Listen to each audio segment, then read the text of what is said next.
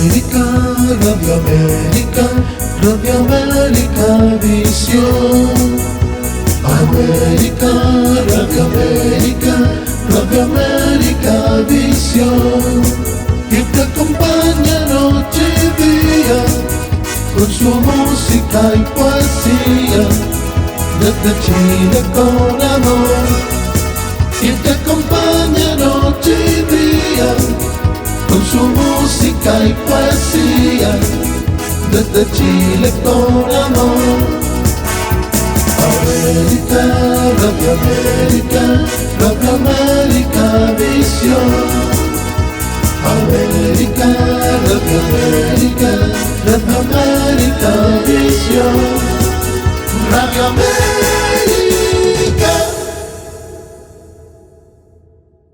Hola, hola, ¿cómo están? Bienvenidos ya al programa de todos los miércoles, la poesía y el cine, programa que se emite a través de Radio Satélite Visión y América Visión de Chile.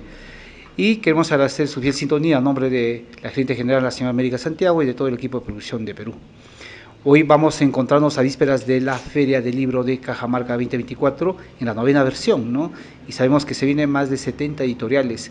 Y justamente en esta Feria del Libro va a presentarse el invitado de hoy, ¿no? Con un libro de relatos muy interesante. Nuestro invitado de hoy es el cajamarquino Juan Carlos Mendoza. ¿Cómo estás, Juan Carlos? Bienvenido a la Franja Cultural, la poesía y el cine. Estimado Héctor, bien acá contigo, muchas gracias por invitarme a tu espacio, a tu programa de poesía y cine. Un gusto poder estar acá contigo para conversar un poco sobre lo que se viene, sobre lo que estamos haciendo, sobre la FELICAP de Cajamarca, esta versión ya que es la 9ª, donde estaremos pues presentando un libro también en esta feria. De acuerdo a la programación de este 30 a las 3 de la tarde, vemos acá en Perú, se presenta un libro con muy esperado, te diría, ¿no? De relatos, de esas crónicas de antaño, ¿no? De esos cuentos fogoneros, posiblemente podría ser, ¿no? De que tú has recopilado.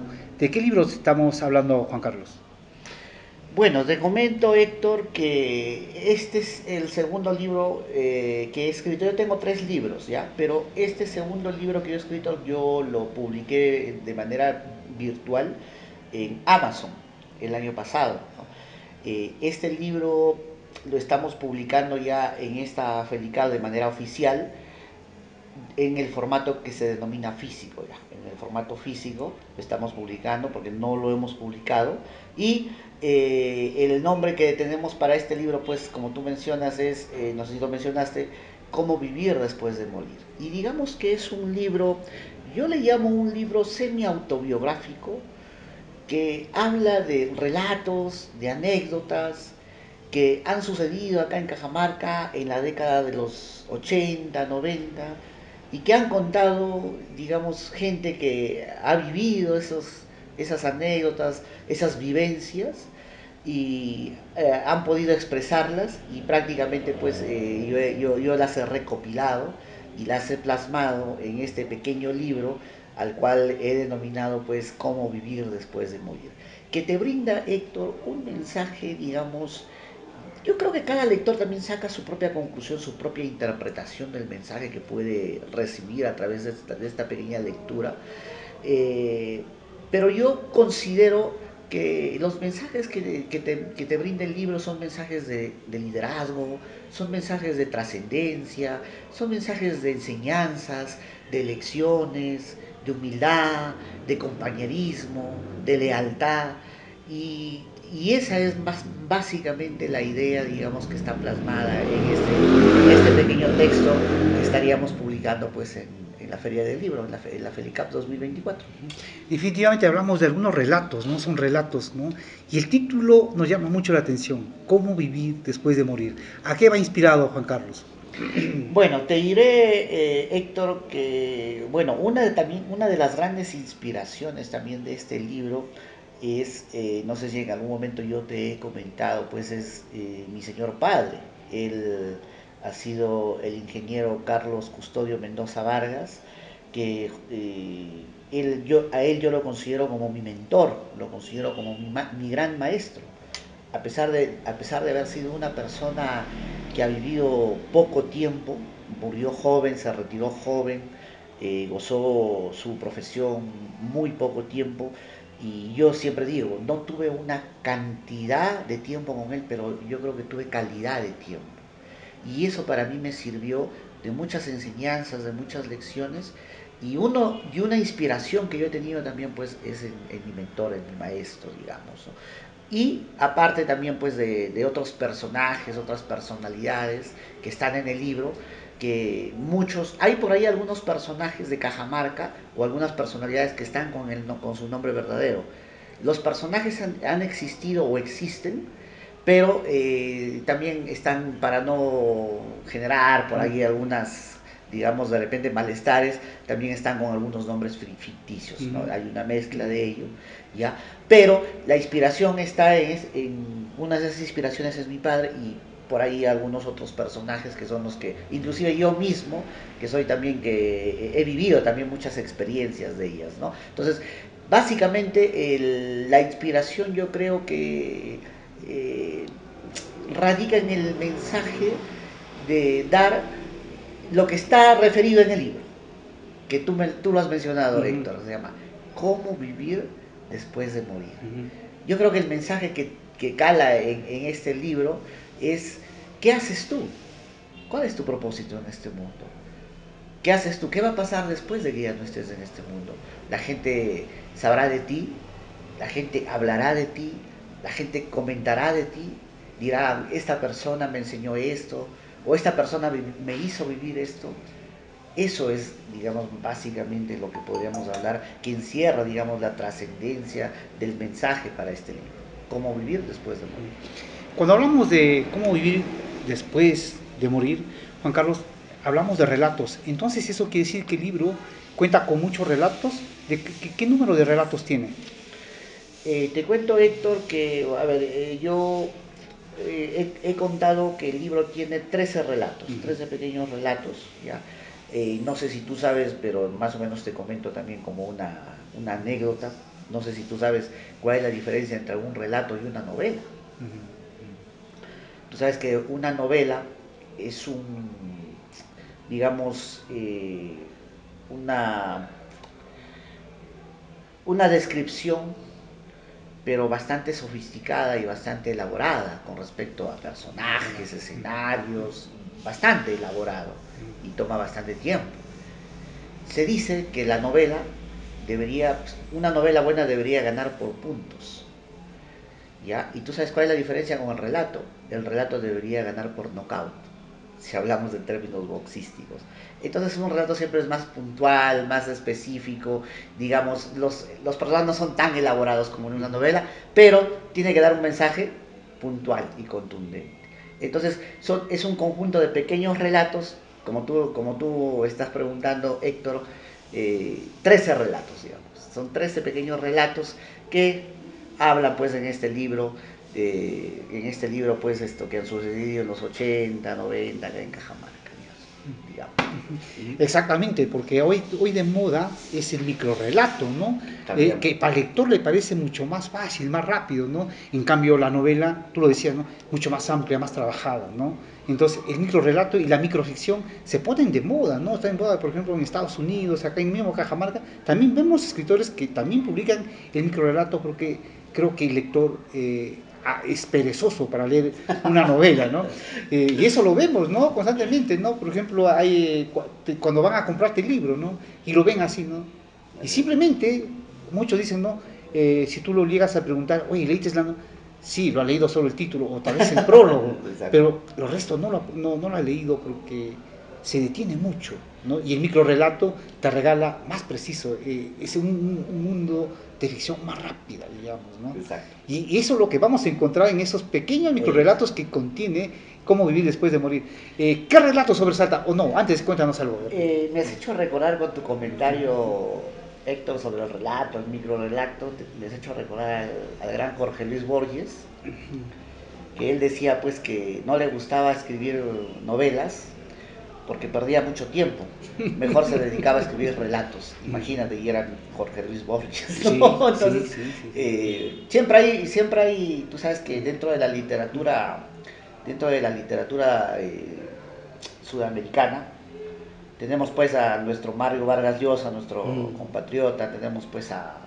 Justo ayer estaba teniendo una reunión con un amigo extranjero que también escribe, y estábamos hablando, Héctor, de los autores, ¿no? De los escritores, pues, ¿no? Como Gabriel García Márquez, ¿no? Gabriel García Márquez, y como Jorge Luis Borges, ¿no? Entonces yo le estaba comentando, y te lo comparto también, mi estimado Héctor, ¿no? Tú sabes que hay muchas personas que dicen, pues, ¿no? Que Mario Vargas Llosa era el alumno el primer alumno de la clase, digamos. Un alumno muy aplicado. Ese era Mario Vargas Llosa. Pero dicen que Gabriel García Márquez era el profesor. Y si hablamos en esos términos, yo diría pues que Jorge Luis Borges entonces era el director. Incluso Mario Vargas Llosa, te comento, Héctor, describe a Gabriel García Márquez como un escritor artista, ¿no? Un escritor artista es el que ha nacido pues para escribir, o sea, la escritura se le da muy fácil, ¿no? Entonces yo digo una cosa, ¿no? Si Mario Vargas Llosa describe a Gabriel García Márquez como un artista, yo diría que en ese sentido, pues entonces, y creo que también lo menciona, Jorge Luis Borges, Héctor, sería pues un escritor no artista, pero sería un escritor intelectual. Sí. ¿Qué te parece? Sí, no, Mario Vargas Llosa hace una entrevista para una cadena del extranjero, y le preguntan cómo escribe, ¿no? Ajá. Entonces él hace todo un tratamiento, un plan, qué voy a escribir mañana, qué voy a escribir este sábado. Aplicado. Pero cuando describe al Gabo, ¿no? A Gabriel García Márquez, él, es más, dice, él no es un escritor, ¿no? Ajá. Es un hombre que se sienta, improvisa y lo que viene, ¿no? O sea, muy admirable ese arte que tiene Gabriel García Márquez, ¿no? Por eso, 100 años de soledad, cuando él narra cómo lo escribe, es increíble, ¿no? Exacto. ¿No? Entonces, pero es un genio. Un genio, ¿no? Me has hecho recordar a otro gran genio, ya no tanto en el campo de la literatura, digamos para matizar un poco, sino, no sé si tú has escuchado de Nikola Tesla. Nikola Tesla era un genio, era un ingeniero, un genio, que te cuento, Héctor, no hacía planos para diseñar, para inventar todo lo que él ha creado, todo salía de su cabeza, un genio, pues, ¿no? Entonces, yo digo una cosa, no sé si te has escuchado Warren Buffett, hablando un poquito ya de lo que yo hago también, que es la economía mundial. La economía empresarial. Warren Buffett es considerado pues el inversionista más importante de la historia, ¿no?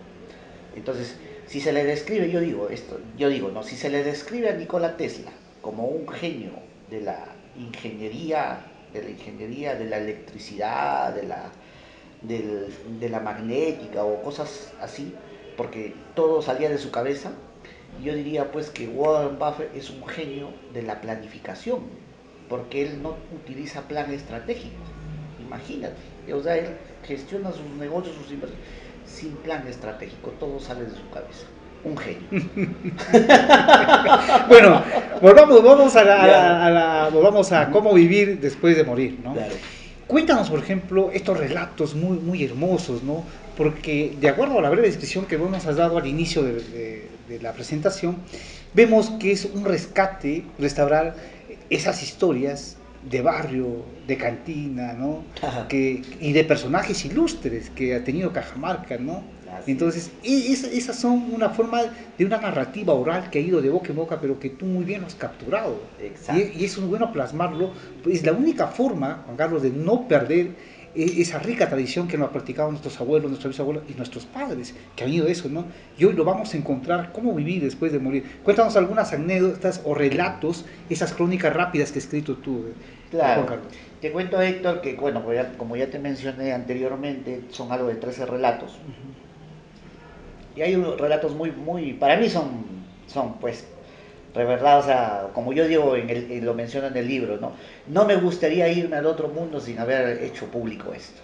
No me gustaría, porque son para mí amenos, pintorescos, y la gente, cómo lo ha contado, ¿no? He tratado de plasmar cómo me lo ha contado la gente, pues, digamos, en el libro, ¿no? Con esa emoción, digamos, ¿no?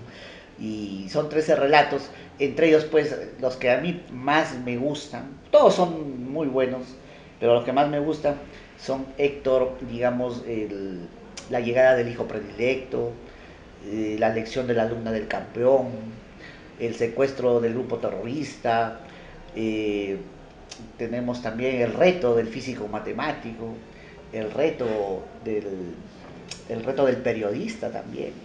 Entonces, esos son entre los que a mí, por ejemplo, más me gustan. También tenemos otro en el Día de la Madre, también que recuerdo.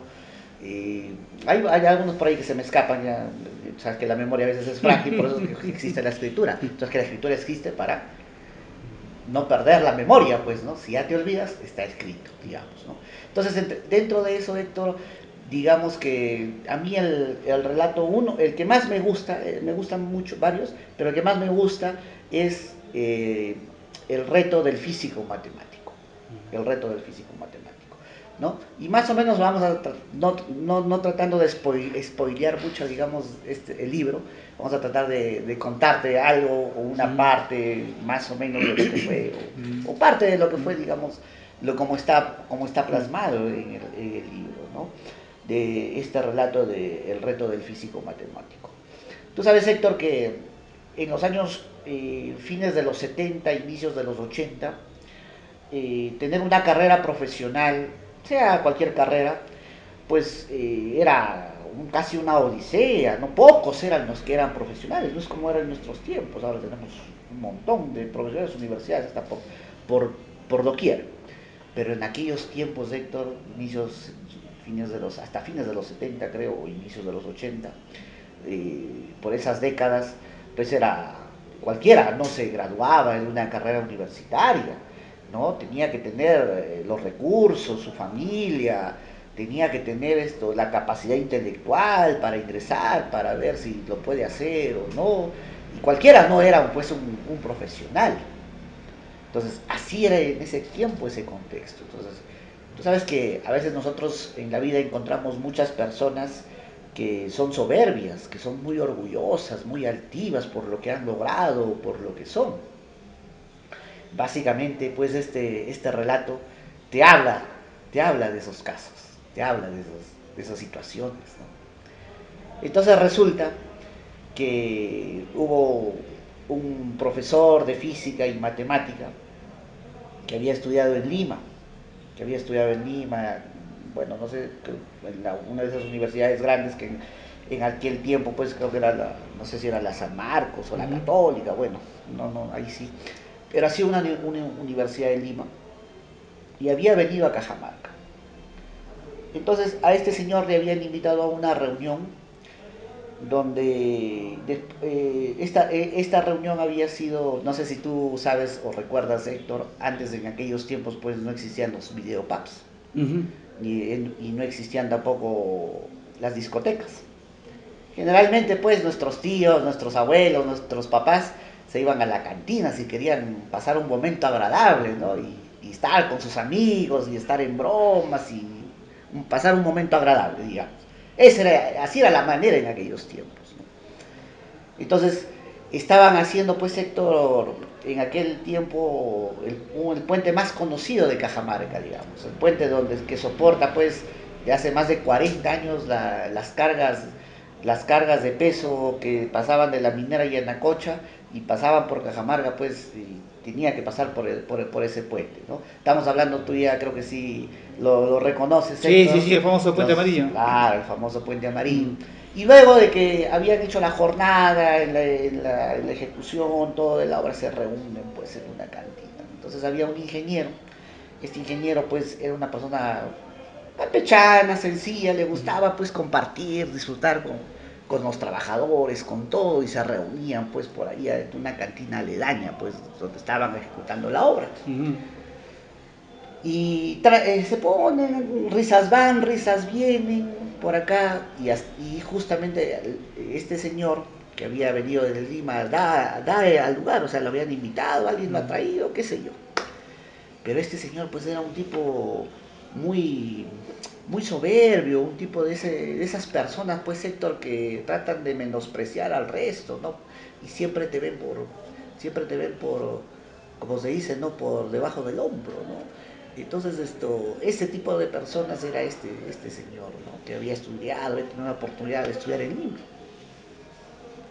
Entonces, En esa reunión, este señor empieza a hablar mal del ingeniero, hablar de manera indirecta, y decía pues frases como un ingenierito de pacotilla nunca le va a ganar a un físico matemático. No, muy ofensivo este señor, pues, ¿no? Y lo hacía quedar mal, digamos, ¿no? Pero el ingeniero este no le hacía caso, no prestaba atención a ello, ¿no?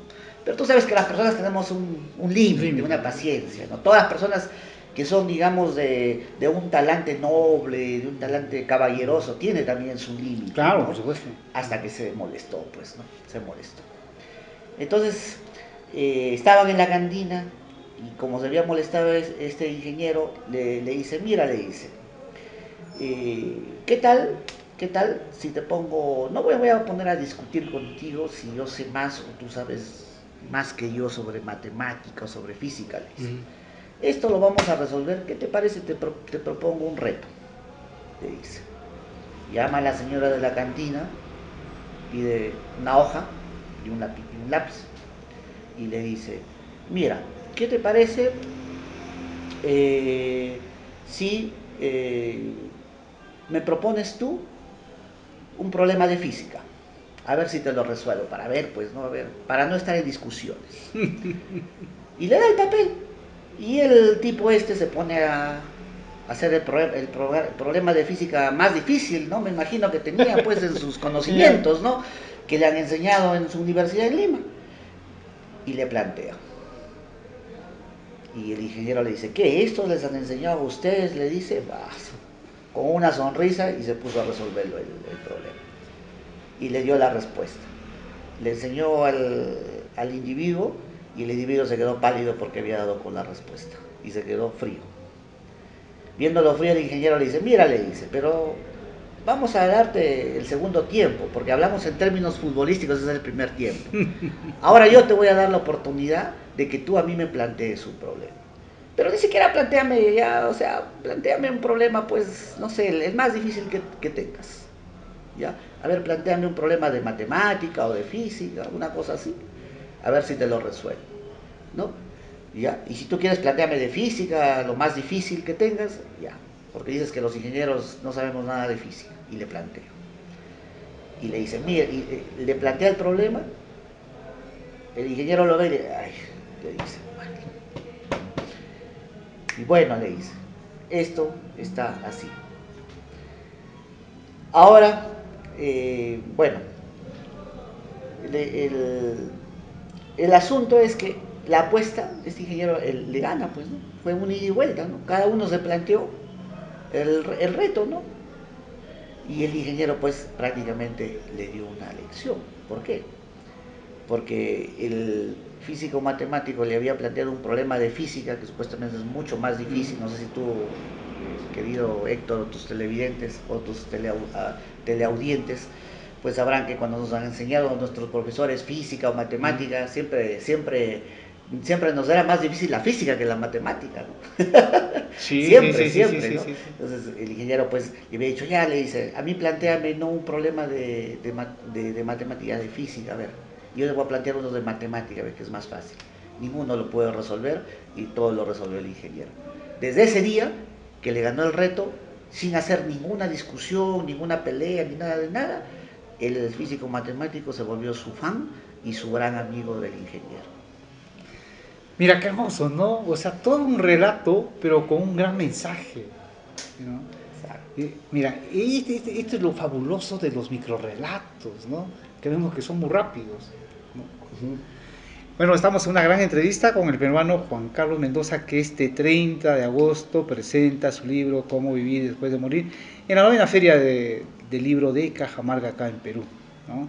Asimismo queremos también hacer ya de conocimiento a todos los oyentes de los 4 continentes, ¿no? Y para Perú 12 horas, no se olviden la poesía y el cine, que este sábado 17 a partir de las 3 de la tarde se da el gran inicio al nuevo rodaje de la película peruana Arami, basada en la novela de Jorge Luis Salazar Soplapoco, un tema muy polémico, así que pronto esperamos ver ya las primeras imágenes, ¿no? Continuamos con la entrevista de hoy. Nuestro invitado de hoy el escritor Juan Carlos Mendoza. Juan Carlos, ¿qué otros relatos contiene más? Por ejemplo, eso del periodista, que eso suena muy buena, ¿no? Y que debe haber una expectativa. Cuéntanos una parte de tu relato. El reto del periodista. A ver, vamos a contar algo del reto del periodista.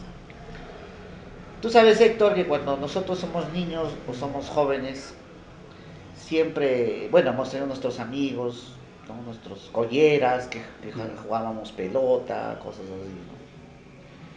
Entonces entre niños siempre hemos habido así como que competencias, rivalidades, una cosa así. Yo creo que te ha pasado y a muchos de tu público seguramente también le ha sucedido, ¿no? Por supuesto. Entonces, resulta que un jovenzuelo, un niño, estamos hablando de algo de 8 o 10 años, se pone a jugar una partida de ajedrez con uno de sus amigos de la vecindad, ¿ya? Su amigo era mucho mayor que él, llevaba algo de 3, 4 años. ¿Ya? Entonces se ponen a jugar y el más chiquito sabía más jugar, jugaba mejor que el otro chico, y le paraba ganando. El chico mayor, grande, paraba perdiendo. Pero este muchacho pues era un muchacho muy, como se dice popularmente, ¿no? Picón, era picón y se picaba, pues, ¿no? Entonces tenía mucha cola porque ya perdía como 3, 4 partidas de ajedrez, paraba ganando el chiquillo. Entonces en una de esas, ya casi en la última partida, porque estaban en la casa del joven mayor, del más mayor, aparece el papá de este chico. Y el chico era periodista, trabajaba en una radio, de repente lo has conocido, es alguien de la radio también. En ese tiempo creo que era Radio Atahualpa, me parece, que tenía también sus programas de radio, de entrevistas. Y ya pues se aparece, ¿no? Y sabía jugar ajedrez. Y le dice al jovenzuelo, al chiquito, le dice, a ver, juégame a mí, le dice, pues, ¿no? Bueno, el chiquito como que se intimida, pues, ¿no? Porque es una persona mayor, bueno, y le acepta, pues ya, le dice. Y se ponen a jugar. Y el periodista le gana, pues, ¿no? Y se ponen a jugar y le gana. Pucha. Pierde el joven, ¿no? Pierde. Y dice, bueno, su papá se va por ahí, ¿no? Entonces el chiquillo, triste, perdido, ¿no? Entonces le ganó su papá, ¿no? Y de pronto se le ocurre la idea, pues, porque el chiquillo sabía que su papá también jugaba ajedrez, ¿ya? Entonces le dice a su amigo, oye, le dice, te apuesto que a mí me ha ganado tu papá, le dice. Te apuesto, le dice, te apuesto un frito, le dice, a que mi papá le gana a tu papá.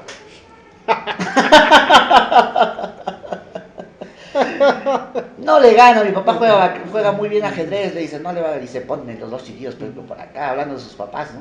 No, que sí le gana. Ya, a ver, llámalo a tu papá. Ya, yo voy a llamar a mi papá. Listo. Y el chiquillo, pues, no, dice, eso no se va a quedar así. Y se va a buscarlo el papá. ¿Ya? Se va a buscarlo el papá. Papá estaba en su estudio, una cosa así, le dice. Papá, le dice te cuento que hemos jugado ajedrez con el papá de mi amigo y me acabamos de ganar. ¿Y qué crees? El papá de mi amigo dice que te gana jugando ajedrez. ¿Que así ha dicho el papá de tu amigo? Sí, así ha dicho. ¿Cómo son los niños? Ya te imaginas, ¿no? El papá no había dicho nada, ¿no? Pero para que se anime, porque de repente el papá no quería, no quiere a veces, ¿no? Bueno, entonces le dice así el chiquillo, ¿no? Lo manipuló, digamos, a su papá, ¿no? Y le dice, él le ha dicho así, y dice que te gana. Ah, bueno, así, ha dicho que, a ver, vamos a verlo. Dice, no, ya, listo. Y quedaron, pues, los dos chicos hicieron las coordinaciones para que jueguen los dos papás. Llegó el día, los dos señores se encuentran, pues, no se presentan todo, y se ponen a jugar. Los dos chiquillos, y ¿quién crees que gana? Ahí nos cortas justamente para el desenlace, Juan Carlos, ¿no? Para el desenlace. Yo creo que eso lo pueden encontrar en el libro. Qué hermoso, ¿no? Sí. Qué hermoso. Oye, todo un mundo maravilloso de los niños, ¿no? Pero eso existía antes, yo me acuerdo que lo hacíamos. Han hecho seguramente. Claro, ¿no? claro, Claro, yo creo que te hace volar, Héctor, a tu infancia, a tu Claro, te niñez. traslada, ¿no? Es una Muy divertido. identificación, ¿no? De repente tú no has tenido una apuesta con ajedrez, Claro. de repente con vóley, con yaces, o con liga, ¿no? ¿Cómo ha sido, no? Y te traslada, pues, a esos momentos, ¿no? Entonces yo creo que esa es la idea del libro, esa es la idea de estos relatos, que sean entretenidos, que sean anecdóticos, sean pintorescos, pero que también te envíen un mensaje, te den un mensaje que puedas interpretar tú, ¿no? Yo creo que esa básicamente es la idea de este pequeño libro cuando me decidí a escribirlo. Claro, y mira, qué bueno porque va a tener mucha acogida por los relatos, ¿no? ¿Quién no se acuerda de retomar esa niñez del ayer, ¿no? Plasmado y con anécdotas justamente, ¿no? Propuesta por niños, ¿no? Exacto. Debemos acercarnos nuevamente a la lectura, ¿no? Esperemos que en esta feria del libro, en esta novena, va a estar a la venta también físicamente el libro, Juan Carlos. Sí, va a estar a la venta ahí justamente, Héctor, en la Feria del Libro. Ujú. En la Feria del Libro vamos a tener ya la versión física, vamos a tener unas cuantas unidades ahí que lo vamos a tener en Feria del Libro.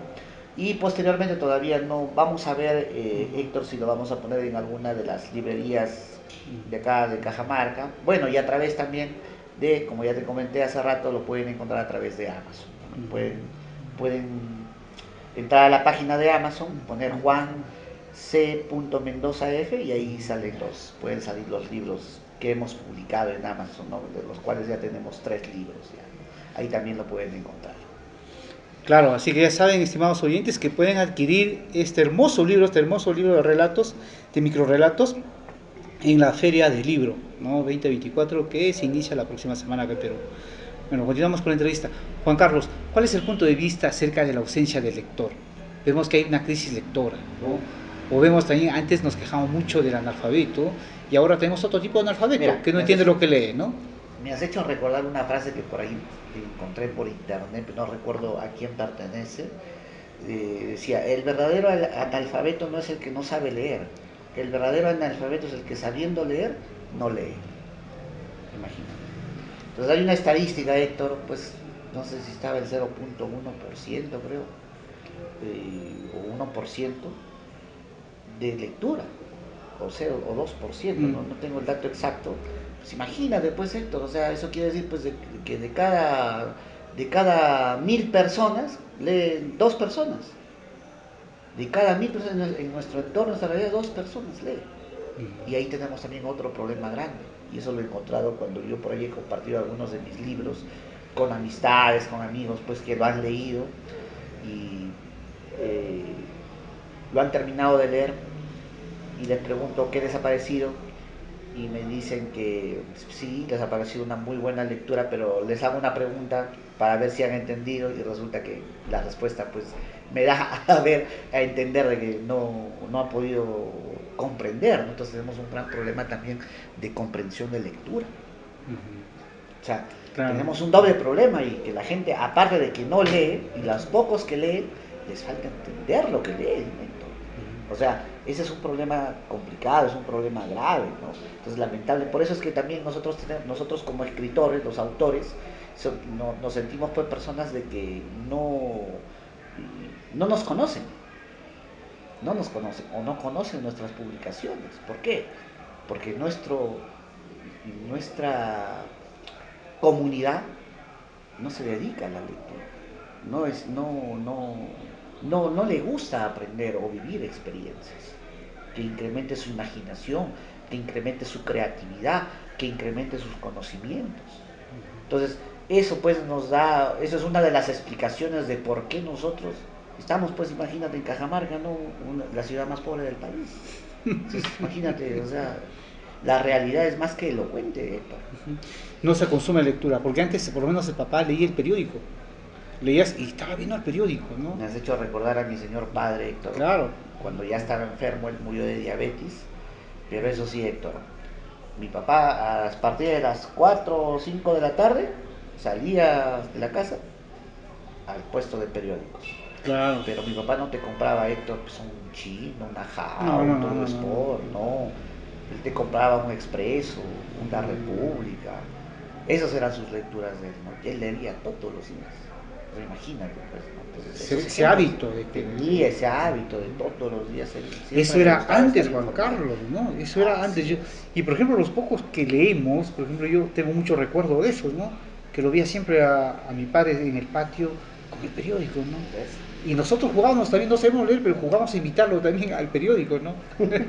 Claro, eso Y es se un queda buen un ejemplo. hábito, ¿no? Claro, y eso Pero es un ahora buen no, ejemplo. ahora a través de las nuevas redes, del internet, creo que estamos ausentes, ¿no? No solo por las redes, yo creo, Héctor, no solo por las redes, es por la desidia de la gente, es por la falta de educación. O sea, yo digo una cosa, ¿no? Si tú tienes un profesor que no lee, que no te enseña a leer, tú vas a hacer, ¿qué vas a aprender? Absolutamente nada, ¿no? Inclusive por ahí había desarrollado una teoría, ¿no? De que el impacto de un docente o el impacto de un padre, pues tiene un peso enorme en el desarrollo educacional y de formación de un niño. ¿No? Y estadísticamente se está comprobado de que los docentes son los que menos leen. Imagínate. Ujú. Entonces, ahí tenemos ese problema, ¿no? Y bueno, ya no vamos a entrar más a fondo porque si no, hacemos hígado, Juan, Héctor. Juan Carlos, Dime. qué importante, qué importancia tiene esta feria del libro para ustedes los escritores? Mira, Héctor, yo creo que la feria del libro es muy importante, sobre todo para nosotros los cajamarquinos, porque por lo menos ahí tenemos un pequeño espacio en donde la gente puede al menos conocer un poquito de lo que nosotros hacemos, un poquito de nuestro trabajo, tanto nosotros como cajamarquinos, como también nuestros paisanos también del interior, ¿no? O sea, de Chota, Selendín, Mamamarca, ¿no? Porque eso es una apuesta en vitrina, una apuesta en vitrina de dar a conocer nuestro trabajo, ¿no? De dar a conocer lo que nosotros hacemos y que la gente pues sepa que también tiene escritores cajamarquinos buenos, escritores cajamarquinos de calidad, escritores cajamarquinos que tienen pues la capacidad inclusive de competir internacionalmente con otros escritores pues que son de ya trayectoria mundialmente reconocida. Yo creo que eso es muy importante. Entonces, la feria del libro yo creo que aporta mucho en ese aspecto, ¿no? Lo que sí yo recomendaría, Héctor, es que se trate mejor al escritor, ¿no? Yo recién como autor he participado el año pasado ya en la FELICAD, esta sería mi segunda participación con este segundo libro del cual estamos hablando, pues, y te comento pues que en la inauguración, pues, Héctor, de la FELICAD, yo se lo comenté eso a uno de los organizadores, a uno de los organizadores, ¿no? O sea, ¿cómo es posible de que cuando tú hagas una inauguración invites ahí a un podio donde están personas, autoridades? Está bien, ¿no? Pero no es posible pues que los autores, que los escritores que son los jugadores del partido de la cancha, estén de repente como marginados por un lado, por otro lado, sin ni siquiera recibirlos o tener una invitación y estar presentes ahí, porque eso para mí personalmente me parece, o sea, no es un buen trato, no es un buen trato para los escritores. Se lo comenté a esta señorita, que era una de los organizadores, bueno, espero que haya mejorado ello, ¿no? Que me haya entendido, bueno, ojalá esperemos, pues, ¿no? Claro, definitivamente los protagonistas son los escritores, Exacto, ¿no? Y exacto. esperamos también una oportunidad más para los cajamarquinos, que vemos pocos escritores cajamarquinos en esta feria, definitivamente, ¿no? Estamos viendo y, bueno, hay otros temas. Juan Carlos, ¿qué otros proyectos se vienen? Bueno, Héctor, te cuento que hace 2 meses he publicado mi tercer libro, que todavía está en electrónico. Eso donde está en Amazon, lo hemos publicado en Amazon. Y te cuento que este libro nuevamente repitió el plato del primero. Es un libro empresarial, es un libro empresarial. Y cuando yo te digo repitió el plato del primero, me estoy refiriendo a que este libro en el ranking de Amazon pues ha ocupado también un número uno en varias categorías, en la categoría de investigación de mercados, en la categoría de política y desarrollo económico, en la categoría de crecimiento y desarrollo. Varias categorías ocupaba el número uno. Cuando un libro ocupa el número uno es considerado un libro bestseller. Entonces ha repetido pues el éxito que tuvo el primer libro, que también fue número uno en Amazon. Fue el primer libro cajamarquino número uno en Amazon y ahora prácticamente ya tenemos 2 libros cajamarquinos, 2 bestsellers en Amazon. Y este libro, Héctor, te cuento que en este libro estamos planteando lo que yo denomino o bueno, lo que se denomina una innovación conceptual. Ujú. Explico más o menos. En el campo de la innovación existen dos tipos de innovaciones, Héctor. La innovación experimental y la innovación conceptual.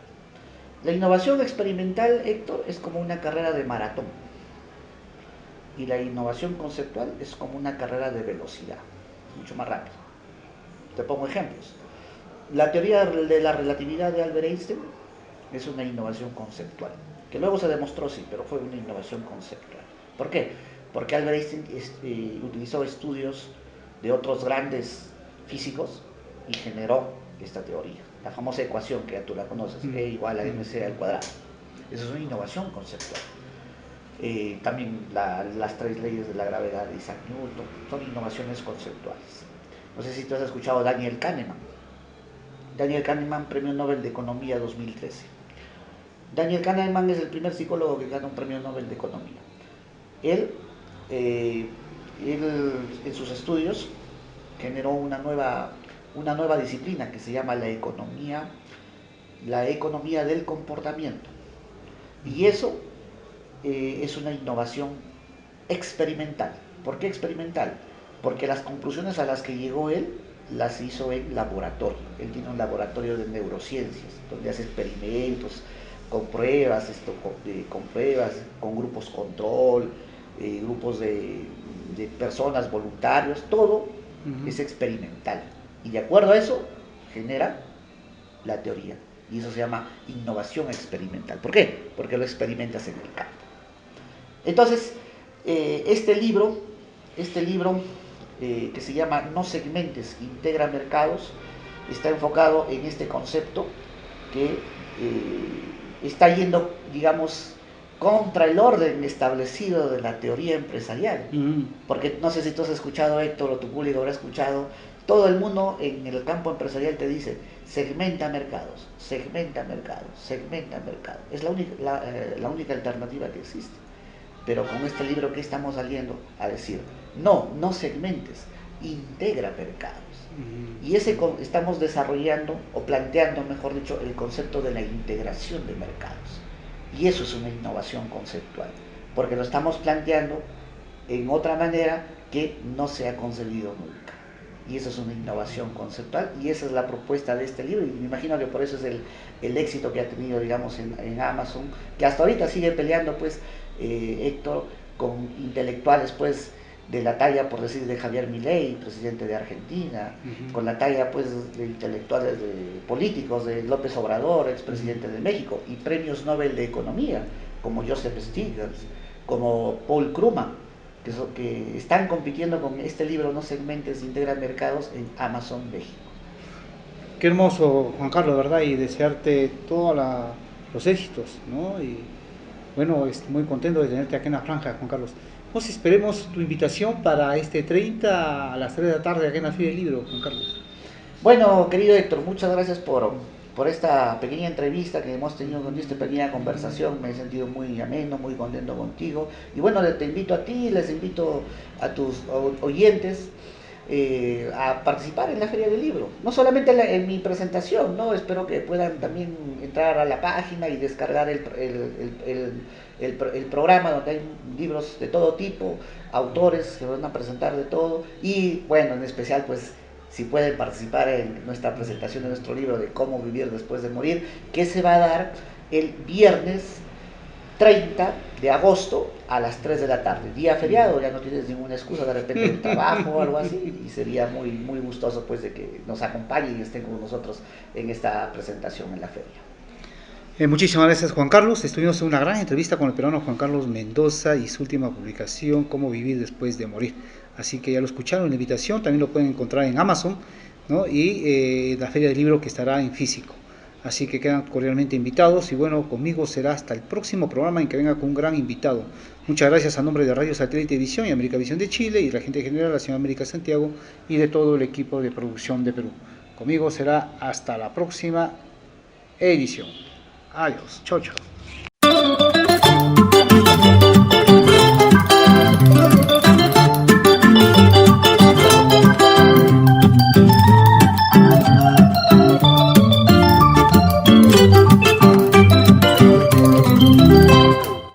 amigas y amigos de Radio Satélite Visión y Americavisión. Informamos a ustedes que ha finalizado la franja cultural llamada La Poesía y el Cine, programa producido y conducido por el señor Héctor Alindor Marreros Vázquez, director de cine, historiador y escritor de Perú. Gracias por acompañarnos en sintonía. Hasta luego.